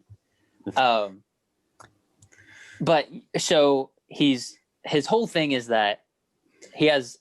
The one thing I didn't get was his apartment. Like, is it really that nice? Like, what's so special about his apartment that everybody wants to borrow it? Like, is it just because it's an apartment? Like, do these people not have hotels? I mean, I guess go ahead. I think that's one of the reasons why is they didn't want to pay for a hotel, and there's like a paper trail. But I also think because it's in 1960, it was like a nice apartment in like the Upper West Side. I think is where he lives. So location, man. Yeah, it was the location of it. That was the thing I kept thinking. I was like, is it because of where it's located? He said it was like a block away from Central Park. So yeah. Yeah. But I'm like, that was like, I get it. But at the same time, like all these guys are like adulterers. They're all trying to hook up with these women, outside of their marriages. And I'm like, do you care that the place is near Central Park? No, you just care that it's an available apartment to rent or to, just kind of use for a couple hours. But that's neither here nor there. I'm not going to nitpick at that. So he lends his apartment out to a lot of his coworkers. Coworkers not being the correct word. They're like slightly higher ups that can kind of give word of mouth, like, hey, this guy's a good accountant or whatever he is, and kind of help him in his career. Like, hey, if you do us this favor, we'll scratch your back. And so he gets further up, and he kind of meets this one woman who's an elevator operator, and he likes her, and he's and the twist with the high up boss, Mr. What was the name? Skelton? No, I don't know. Had the word like Snell or Nell in it. He was a good like scumbag in this movie. Like I hated his character because of how, like, what's the word? Like he has all this stuff, but he does not have the I care about it attitude. Like, he's perfect scum. He's the right person that you want to hate. And you learn that this girl that he likes has been hooking up with this boss, and on top of that, using his apartment to do it. The fact that that's in a 1960 movie, I don't know. It's shocking to me, and it's so.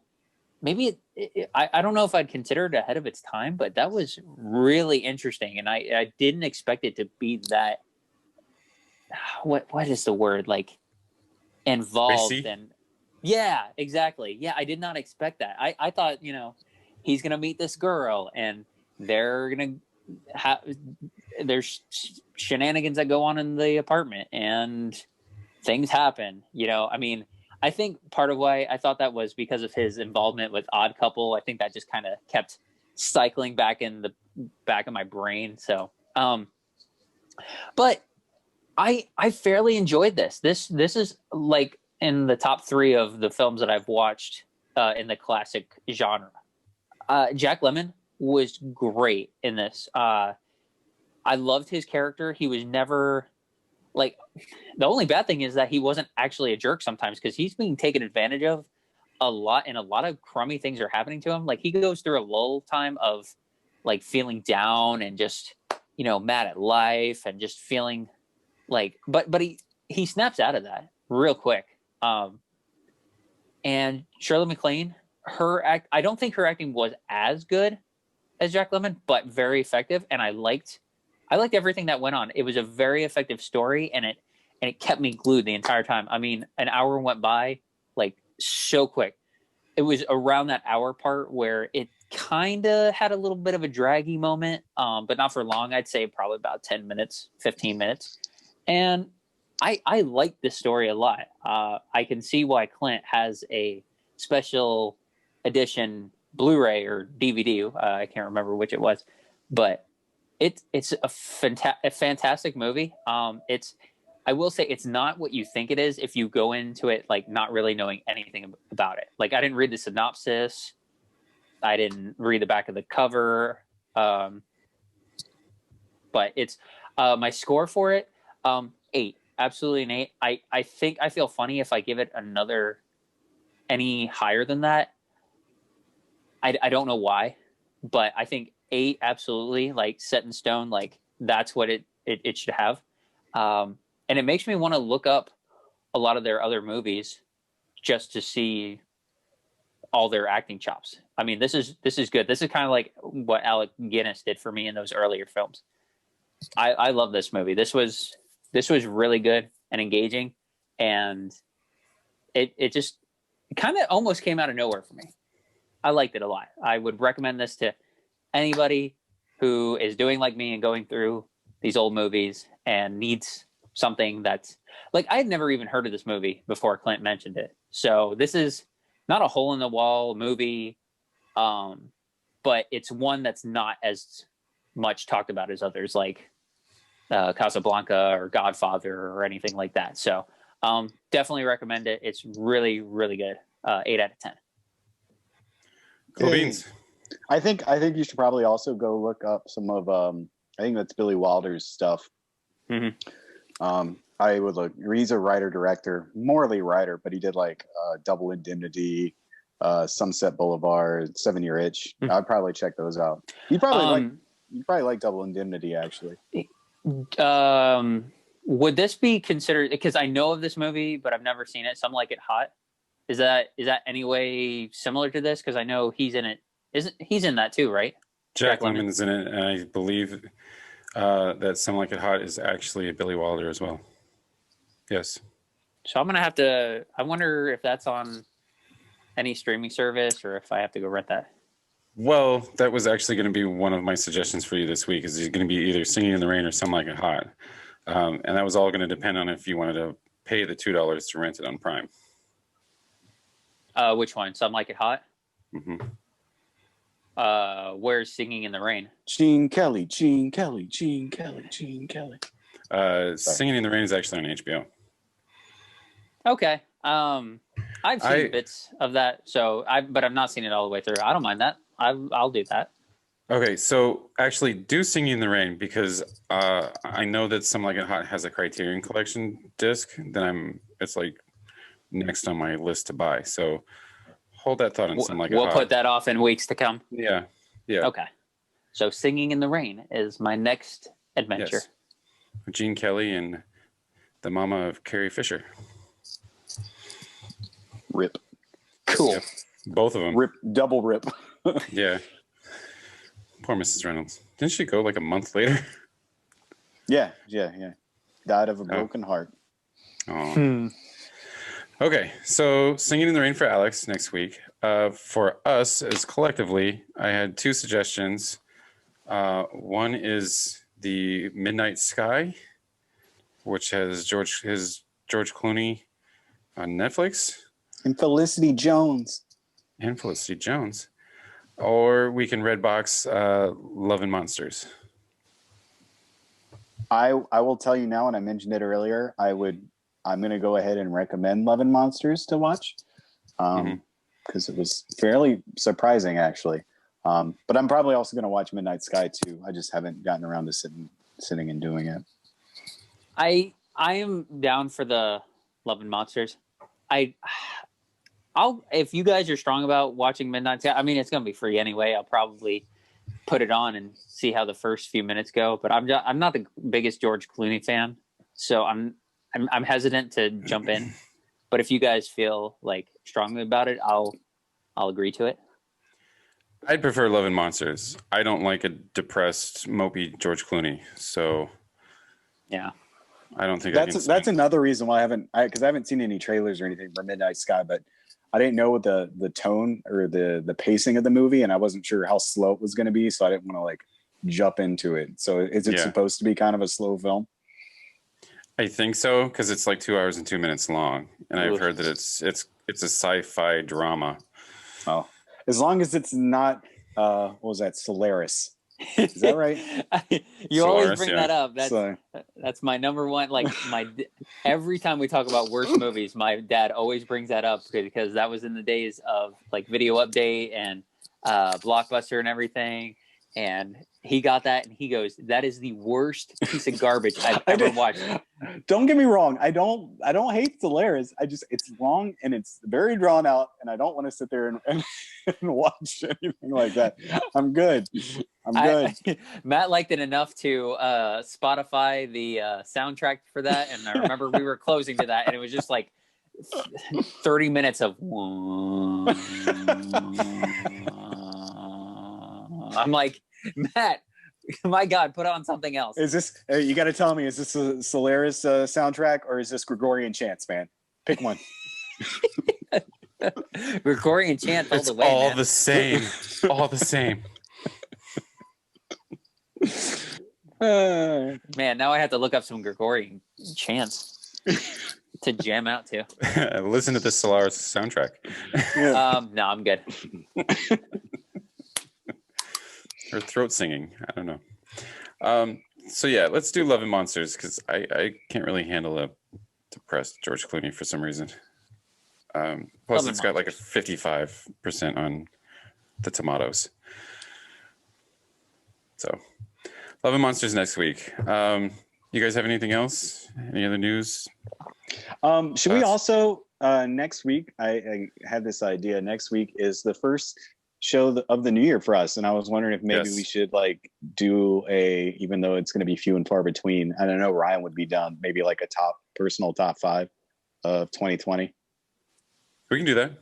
Yeah, I agree. So, that'll be fun. So the top 5 next week. Yeah. No. Now, are we including everything we saw, or is it like limited to a certain like streaming? I think just anything released in 2020. Okay. Yeah. Cool. Let's do everything, not just stuff that we reviewed. Yeah.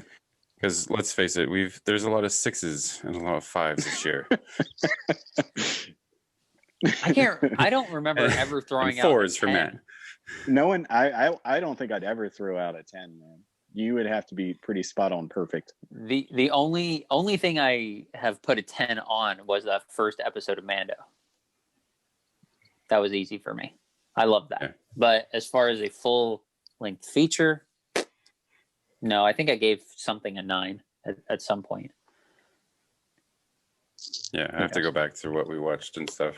But let's do everything, because I know that I wrote like a few mini reviews and stuff that let's do stuff that was released in 2020. All right, so top 5 next. And we won't even have to tell Ryan. He'll show up and we'll be like, we're doing a top 5, and he'll be like, hold up, and then just go get his notebook and he'll just read off his top 5. So we'll be good. Yeah, right. You said top 500? No, Ryan, just the top 5. We just need 5 at the top, man. Right. I'll just give you my 50 to narrow it down. We love you, Ryan. Yes, we love you, Ryan. All right. Well, then if you guys don't have anything else, top 5 next week, and Love and Monsters. And for Alex, Singing in the Rain. Yeah. Take an umbrella with you. All right, then. Then we will see you all next week.